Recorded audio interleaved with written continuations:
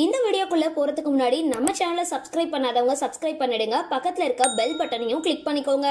வாங்க வீடியோக்குள்ள போகலாம். விஜேவா இருந்து சினிமாவில் பிரபலமானவங்க தான் நடிகை ஸ்ரேயா ரெட்டி. இவங்க முதலா விக்ரம் நடிச்ச சாமுராய் அப்படின்ற திரைப்படம் மூலமா சின்ன கதாபாத்திரத்தில் நடிச்சு சினிமாவில் என்ட்ரி ஆனாங்க. அதை தொடர்ந்து தமிழ், தெலுங்கு மற்றும் மலையாளம் மொழி உள்பட பல மொழி படங்கள்லையும் நடிச்சிட்டு வராங்க. தமிழ்ல சாமுராய் திரைப்படத்துக்கு அப்புறம் விஷால் நடிப்புல வெளியான திமிரு திரைப்படத்துல வில்லியா நடிச்சு ரசிகர்களை ரொம்பவே கவர்ந்திருந்தாங்க. திமிரு படத்துல இவங்களோட கதாபாத்திரத்துல யாராலும் மறக்க முடியாது. அந்த அளவுக்கு ஒரே படத்துல பட்டி தொட்டி எல்லாம் பிரபலமானவங்க. தற்பொழுது வரைக்கும் டாப் 10 தமிழ் பட வில்லிகள் பட்டியல்ல முக்கிய இடத்தை பிடிச்சிருப்பவங்க ஸ்ரேயா ரெட்டி.